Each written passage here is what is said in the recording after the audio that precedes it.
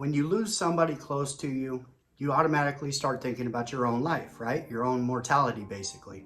I'm no exception. Then I started thinking, what happens if something happens to me? Who's gonna tell my daughter who I was, anything about me? Will they even get it right? If something were to happen, she's so young, she wouldn't have anything. That got me to thinking, since I have this platform, I might as well tell my story too. This is who I was, but it's definitely not who I am. Welcome to Vegas Profile Stories. Let's get it.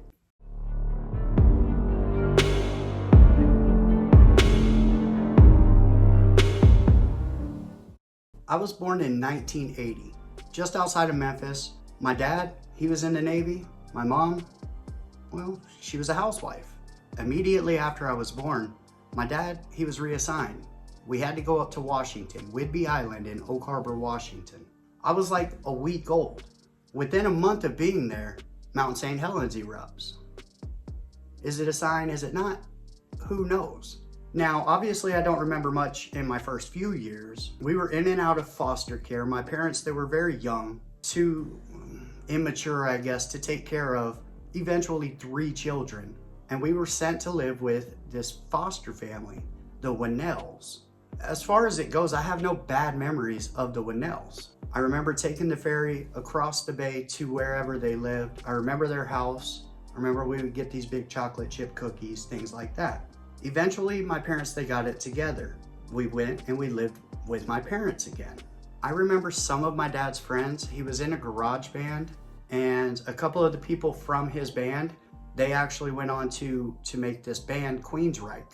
Now, Queensryche has hit it pretty big, or they did at least back then. They have a cult following, pretty major band. My father, I don't know, he didn't go with them. Maybe he was good. He was a keyboard player. He could sing some, but for whatever reason, he didn't go to the next level with them. He was away almost all of my childhood that I can remember being with him. I do remember one time he was in town and we were in this bad accident, right? It's the first time I can remember seeing someone that's gone to the upper room. We were in this accident, we were in the middle of nowhere. My dad's friend sitting between myself and my sister, and he lost his head. You know, that messes you up. That messes you up. It'll mess a kid up, seeing things like that. I remember the Castle of Grayskull toy that I had. I remember living on base, and we had a 3-story house, or a 2-story house with a basement, basically. I remember the snow. I remember flying kites, things like that.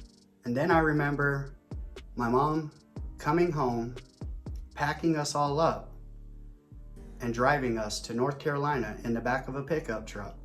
She had found somebody else. Now, I was 5 or 6 years old when this happened. I remember going across the country. I remember listening to Take These Broken Wings by Mr. Mister a ton. That was our favorite song on that drive. And listening to that song always makes me think about that. She had married a Marine. I guess maybe he was stationed in Whidbey Island for some reason. She ran off with him, married him. His name's Gary. He's still alive. I mean, it is what it is. We don't talk. So Gary, we moved to North Carolina. I remember my mom started to go blind. My dad came in, he took us to Disneyland while my mom was getting surgery in Washington, D.C. Back then, medical was not what it is these days. She ended up losing that eye. They had to take her eye. That was the last time I saw my dad for well over a decade. They lost touch. My mother moved us when Gary got out of the Marines, moved us to Mississippi, where his family's from. For a couple of years, things were okay, you know, till I was about 7. Eventually, Gary took off.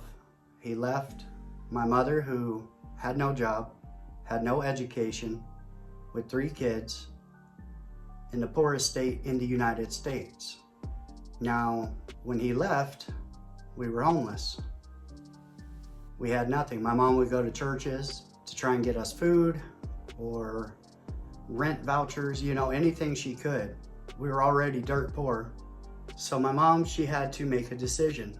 She's either gonna be homeless with 3 kids or she can put us in a home. So she put us in a home.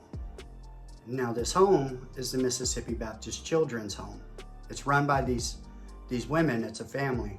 Aunt Bertha, Aunt Bonnie Jean, and Aunt Catherine were the main 3 women that were there taking care of us. And they had about 30 kids, sometimes 40.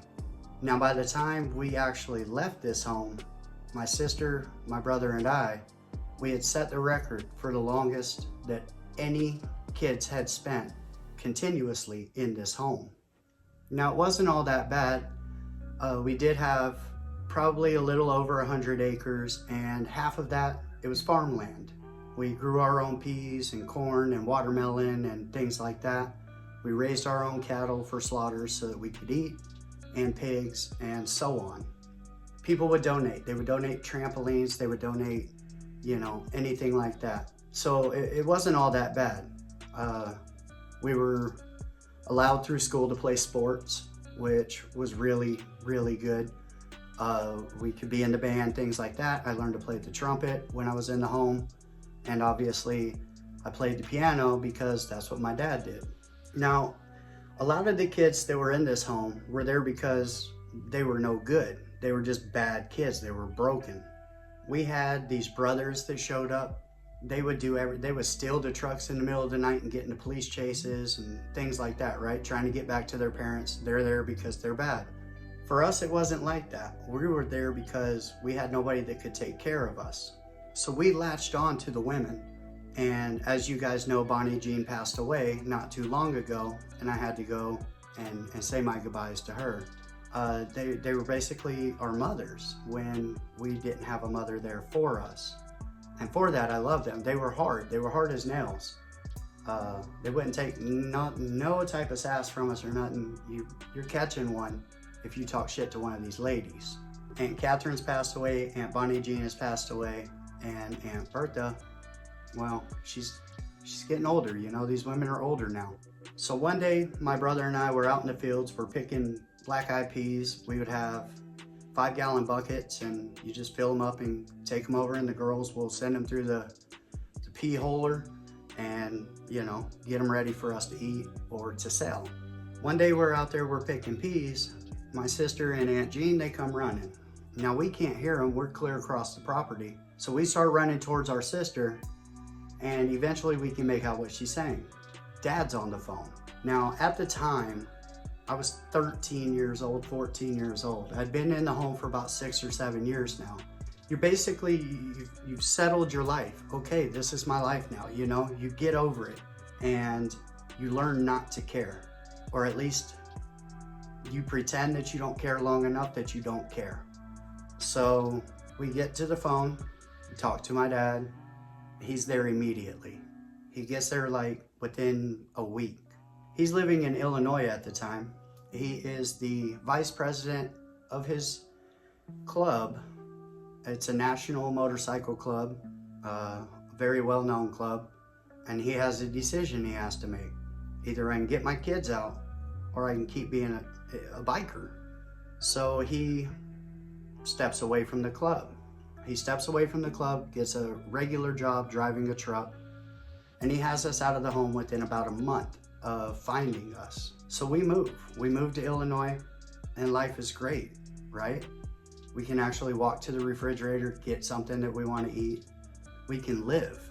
We don't have to ask permission when we want something. We just can go get it. It's a very weird situation for me because I've lived almost a decade just sitting here asking these people, can I get something to drink out of the refrigerator? So my dad, he goes on the road. Now that leaves us home alone a lot, but it's okay. We get ourselves out for school. We have our stepbrother Coleman. Coleman, I love you. We have our stepmother, Nancy. Nancy, I love you. And we're living the dream for us, right? Then my mom starts to go blind in her only good eye. She's living in Mississippi. Now the entire time that we were in the home, my mother was going to college. She was trying to get things together so that she could make the move to get us out. It's just we found our dad first, or he found us. So my mom starts to go blind, and I tell my dad, I'm gonna go take care of my mom. She lives by herself. I'm gonna make sure that she's okay. Of course, he takes me down there. Boom, I stay with my mom. My dad brought my brother down. He brought him down. My father was also, like, he didn't drop the biker stuff. He just didn't go 1%er, if that makes sense. He joined a club called A-Bait, which is a cool club. All these dudes are they were dope. They were cool dudes to hang out with. Now, he brings my brother down, and he's gonna be down for the summer, which is cool. I get my little brother, we get to go romp. It was a dope ass summer. Then October 11th comes, 1995. We're at home. My mother comes walking through the door with Aunt Bonnie Jean and Aunt Bonnie Jean's niece, who has been a lifesaver to us, Stephanie. Immediately when my sister sees Aunt Jean and my mom together walking through the door, something's off, right? Something's all bad. We're about to have to ass and elbows. We got to get the fuck out of here. My mom says, I have bad news. Rachel automatically starts saying, I'm not going back to that home. You know, starts getting her stuff together. We're about to bolt. She says, your dad was killed last night. Now Rachel and Brandon, they break. They break right away. And I don't know why I didn't cry right away. I just sat there, you know, just like fuck, man. It just doesn't get easier in life. You know, this sucks. Later on, you know, I would talk to a psychiatrist from prison, and they would try and say that I was antisocial, right? I just don't feel the same way other people do. That's just a medical term for being a sociopath.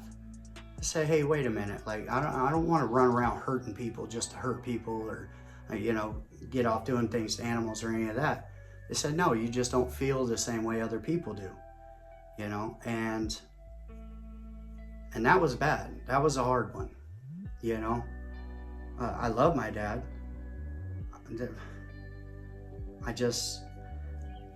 As I've gotten older, things have hurt me more and more. Up till 30 years old, I mean, sure, it sucks, but I could adapt, overcome, move on. So losing my dad, it was a crazy one, but it didn't break me. And my dad was a really good dude. And one of the things that has sucked in my life is when something good happens, when I have children, when something like that, none of them will ever know my dad. And the pictures, as the years go by and photos get even better, and I show them pictures of my dad, they're so old now. And it's just like, I just wish you could have met him once, you know? It'd been really cool to have my parents growing up, for sure. The accident my father was killed in, he was obviously over the road. He was in Carthage, Texas, and there's a boy. I'm gonna do a story on this too. The boy's name is William Baskins. William Baskins' mother was murdered a year to the day before my father was killed. It was horrible. Like I said, I'll do a whole story. He starts drinking. He's 17, 18 years old. It's the first year anniversary of losing his mother violently. He's getting drunk. He decides, I can't do this anymore. It's too much pain. My father was in a convoy of trucks. He was the last truck in the convoy. As he's driving, William Baskins takes his S10 and runs it head on into my father's truck. Now, the gas tanks on these trucks, and my father had just filled up like 2 miles before this happened. The gas tanks are supposed to drop on impact and slide away. Well, my dad's gas tanks just hung there, and the friction caused an explosion. Now, my father had to jackknife his truck to try and stop it while it's all on fire. He takes his shoes and his wallet, he throws them out of his window. Now, I like to think that he did that as his exit plan, right? Like, make sure that I have this when I'm jumping out of this truck. By the time he was able to get out, well, they found my father underneath his trailer, and he was like 220 pounds when he was alive, and he probably weighed 80 pounds when they did their autopsy. Beyond recognition. It was crazy. Now, my father, he had been in the Navy for 9 years, and he always wanted to be buried at Fort Logan National Cemetery in Denver, where he's from. So that's obviously where we had the funeral. And they did the whole 21 gun salute, folding the flag, things like that. It was quite the funeral, you know, motorcycles and family and 21 gun salutes. Like, it was a really good funeral.